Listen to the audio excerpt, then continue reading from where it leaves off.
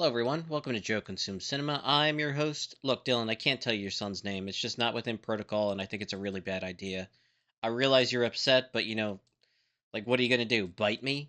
And today we have Severance Season 1, Episode 8. So things ended last episode with a really big reveal. Miss Casey is actually Mark's wife, who everyone thinks is dead, but is not. So again, putting the pieces together, the whole thing with the sheep made me think of cloning. And I have this crazy theory that they are trying to clone Kier, and maybe they tried with some other people first. Like maybe Mark's wife really did die in a car accident, and they just, took the opportunity to, test things out and see if they could actually clone a human being. I love making, random theories throughout anything I watch. It's part of the fun, and like my track record is 50-50. Half the time I'm right, half the time I'm wrong. I'm getting pretty out there with this one, but whatever. There's no real consequence to being wrong in a TV show. Now, I will say that Miss Casey did look at Mark when she was leaving the break room and he was going in. Kind of weird, like a bit sad, but she always sort of looks a little bit off. I don't know if it was potentially revealed to her,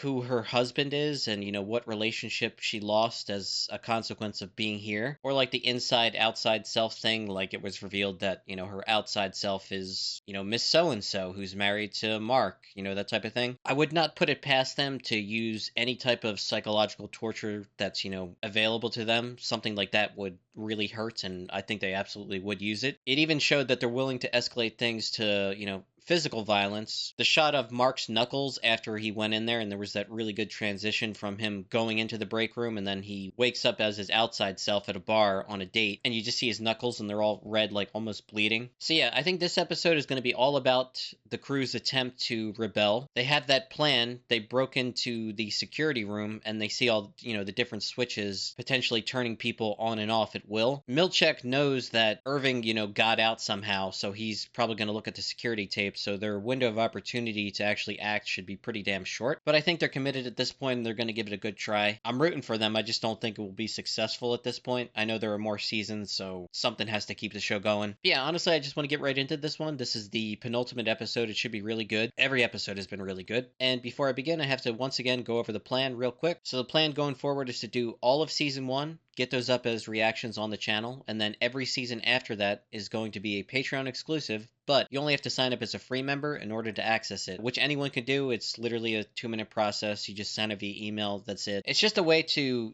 try to draw more traffic to the Patreon. Overall, I think it will be very good for the channel. And yeah, with that, let's just get right to the episode. Irving on the outside. He was really upset last episode, losing Bert.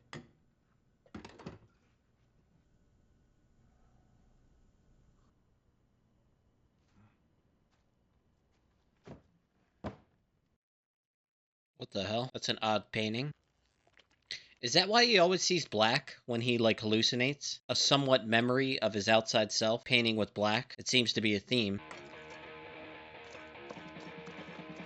Hmm.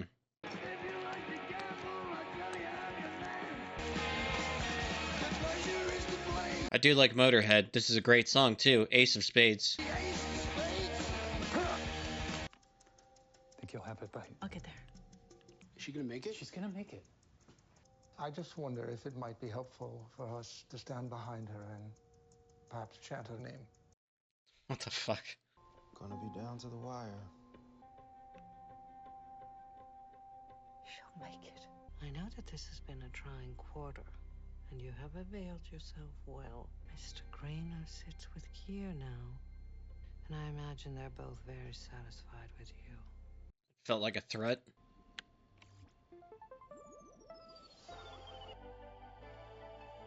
She do it? She did it. Fuck and yes. Oh my goodness. I knew you could do it, Heli R. In refining your macro data file, you have brought glory to this company. I love you. But now I must away. That was fucking crazy. Good work. Well, we made it, despite a staffing shakeup. Yes, and spending half of your time farting around the halls. Have you decided who you want to stay for the waffle party? I was thinking Dylan. It's more his thing, and he really worked hard. With all of the stress and Mr. Grainer, retiring and everything. Retiring. having his head bashed in by a baseball bat. Thank you. What the hell was it? Lumen needed this. Mark? Miss Casey. Evidently, Lumen's been blessed with a new wellness director, so I'll be retiring at the conclusion of this session in the What? rooms. Mark S., you have successfully led your department, macro data refinement, to meet their quarterly quota. Didn't think you'd get fired. Your Audi is kind. Your Audi makes time for people, even when Hey, let me talk to somebody. I really liked being in the office with you all that day. I know I vexed you. I know I'm strange. No, you're not strange. My life has been 107 hours long. My favorite time was the 8 hours I spent in your department. It's the longest I've ever been awake. Yeah, there must be something we can do. Why do you care what happens to me? Because we're people, not parts of people. Even with what little they gave us, these are our lives. No one gets to just turn you off. You're nice, Mark. She's like deriding pleasure from it. It's sick and twisted. Your Audi likes giving. You know it's good, right? That they don't remember each other. Take her back down to the testing floor, please. Oh god. That's really messed up. Knowing what we know now, they're so close and yet they're so far apart. They'll never know. Unless Mark and the team are successful, which I kind of don't think they will be. Do you know if I'm happy up there? Of course. You do all sorts of wonderful things. Could I just... I'm sorry. I just have so much to do today. On you go.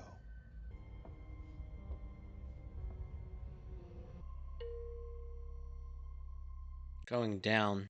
That's what the painting was. That he was painting over and over again. Irving, from the beginning of the episode. They fired her. What? Yeah, she just found out. Can we help her? Is there anything we can do? I don't know. Is everyone sure they want to do this? Any macro jats ready to party? Dylan G's waffle party will commence at close of day. I've ordered the pre-waffle party egg bar social. Yes! Hater! A very special gift for a very special Dylan. A man whose mind is as sharp as his incisors. Jesus, this is actually good. Am I speaking with the board? We also know that you've been spending time at the home of Mark Scott's sister. It has been decided that you be suspended from your position effective immediately. You are fired. Oh, fuck off, Natalie! Is the board even there? Yes. I can explain everything to the board tonight, please. The board has concluded the call. And now in each swing of your axe or swipe of your pen, the sum.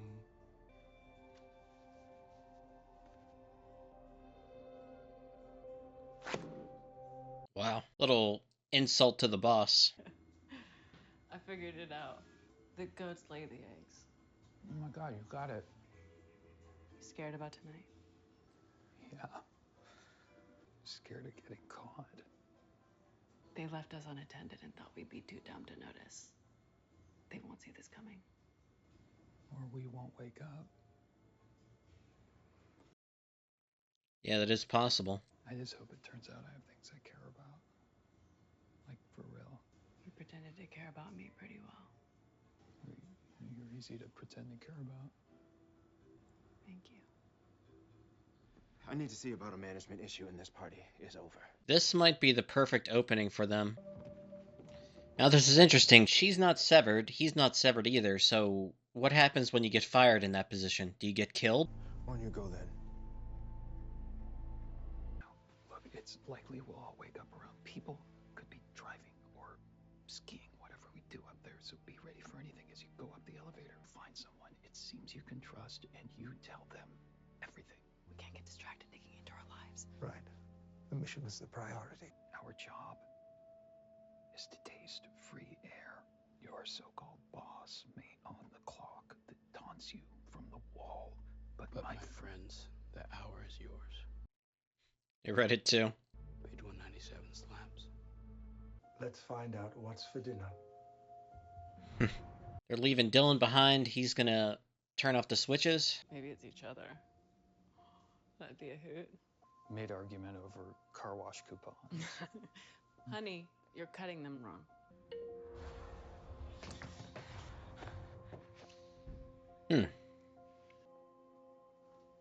In case we don't come back. I don't know, in case we do. Right. Good luck out there, boss.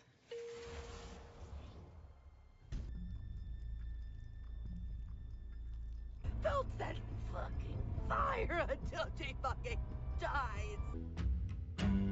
Jesus. Okay, it's more than a waffle party. Mark. Hi, Devin asked me to double check, see if you're interested in coming. Oh god, is he gonna get woken up at this party and see that she's there? Just had a bad day at the shop. Well, I'm sorry to hear that.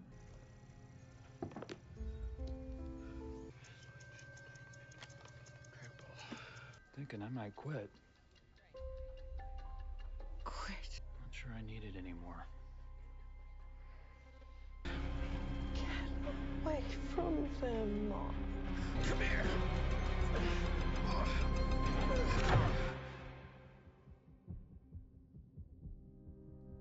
Oh man.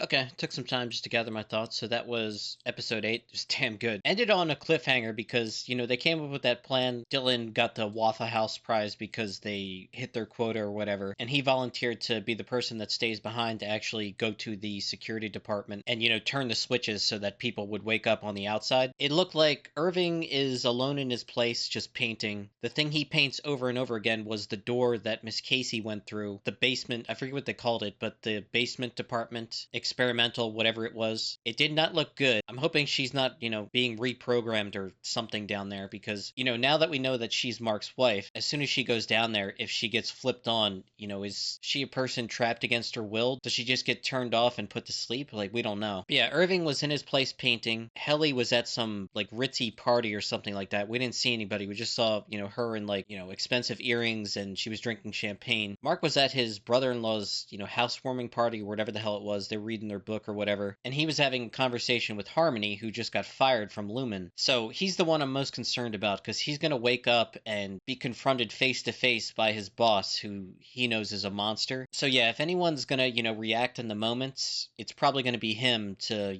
that. And she's literally hugging him in the moment as he's about to be woken up. So that's going to be, very jarring, and he's probably not going to handle it too well. It was a really cool scene, but it was also really messed up. The wellness, visit that Mark was sent to with Miss Casey. Harmony's watching in, and she's just enjoying the fact that they don't recognize each other. Mark on the outside is destroyed by the loss of his wife. Here she is as Miss Casey in this place, sitting across from each other, but they've never been, farther away from one another, and it's just so messed up. It was pretty satisfying watching Harmony get fired because, that's her entire life. She takes it so seriously. She worships Kier, literally. It's like a religion for her. So to be rejected by that, watching her freak out, very satisfying. It's unfortunate that Mark just happened to stop over and invite her to this stupid party. The only other thing is the fact that Irving is painting that door over and over again on the outside makes it seem that, subconsciously something still resonates. And, that reveal of why he sees the black over and over again when he daydreams at work. That's pretty interesting. On a subconscious level, there is still some connection there, even though the two halves are completely separated. That at least gives some hope that, this can really all be undone. We saw in the previous episode when Mark was talking with the doctor that performed the procedure, the severance procedure, Petey would have been fine. It's just he didn't take her medical advice to relax and take it easy. He just ran away and, being confronted by someone that he remembers from work caused that jarring, state where he's shifting in and out between the memory from when he was inside and, the reality he's in now. So that gives me hope that, this really can all be undone. And it's not like everyone that has had the procedure if they undo it, is going to get brain damage and die. But yeah, honestly, I just want to get right to the finale. This was a really good episode, very interesting, and yeah, left us on a cliffhanger that I need to know the answer to. So yeah, that's pretty much all I got. So as always, thanks for watching, and peace.